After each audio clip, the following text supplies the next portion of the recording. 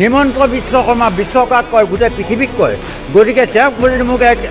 ঘণ্টা সাক্ষাৎকাৰ কৰি দিয়ে তেওঁক মই চাই ল'ম কাপোৰ খুলি দিম বুলি কৈছোঁ তিনিটা প্ৰশ্নতে মই হৰুৱাই দিম কিন্তু মই ঘটিয়াম বাতিয়াম এটা নিগনি হয় গতিকে এতিয়া আমি যিটো আম আদমি পাৰ্টিলৈ আহিছোঁ ইয়াক দেহ ত্যাগ কৰি পেলাই হয়তো মই যুঁজিম কিয় গা কবীয়া হ'ল কথা হ'ল কি গোটেই সোপা উদ আৰু শিয়াল সোমালে সোমাই আমাৰ পুৰণা কৰ্মী কোনো কাম নাই দেই কথাটো হ'ল কি শিয়ালৰ ডিঙিত মঙহমাৰ বান্ধিলোঁ সমাজলৈ একো নিদিলে আমাৰ যিখিনি পুৰণা কৰ্মী আছিলে সেইখিনি চব শেষ এতিয়া যিসোপাই পাবত গোজা কৰ্মীয়ে আমাক ধ্বংস কৰি দিলে গতিকে 14 চনত মই এবিঘা মাটি বিক্ৰী কৰি মই গাড়ী কিনিছোঁ খেলিলোঁ কিন্তু গাড়ী ধ্বংস কৰি দিলোঁ মানুহ ধ্বংস হৈ গ'লোঁ বিধায়কৰ প্ৰতিমূৰ্তি দাহ কৰিছোঁ মই ইয়াত ফাৰ্ষ্ট আকৌ এইবাৰ মই দাহ কৰিম গহপুৰত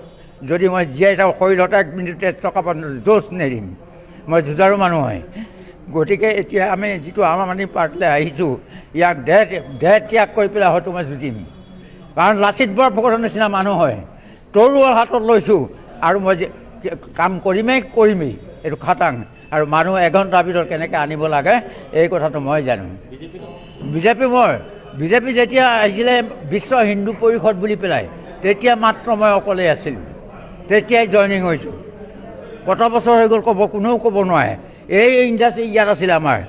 বেটৰ ইণ্ডাষ্ট্ৰী ইউকে বেংকৰ তলত 27 বছৰ ইউকে বেংকৰ তলত বেটৰ কাম কৰি গৈছোঁ তেতিয়াও কোনেও নাজানে মই যে বিজেপিত আছোঁ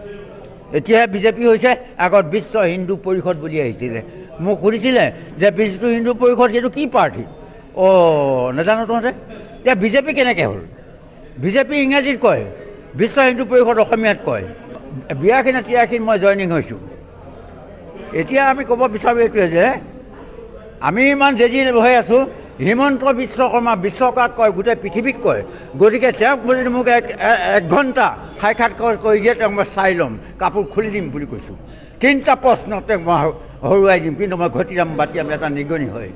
মোৰ এতিয়াও টেনশ্যন আছে হিমন্তলৈ সি গোটেই মানুহ শেষ কৰি দিলে পৰ্যা শেষ কৰিলে কাৰ্ড উলিয়াওঁতে এবাকচ হ'ল কেবল কাৰ্ড তাৰপিছত উলিয়ালে কৰোণা বেজীডাল উলিয়াই পেলাই ডেকা বুঢ়া চবকে হতাশ কৰি দিলে কতটা মানে মৰি গ'ল গতিকে তাৰ কাম হ'ল সেইটো সি তাৰ গৰু পঘা পিন্ধা ক'ব লাগিব তেওঁক মোক সাক্ষাৎকাৰ কৰি দিলে মাত্ৰ দুআষাৰ কথা বেছি নালাগে পৰীক্ষা পাঠ কৰি দিলেই হ'ল তাক 3টা প্ৰশ্ন মই হাৰ মনাই দিম হিমন্ত মই 3টা প্ৰশ্ন হাৰ মনাই দিম ক'ব লাগিব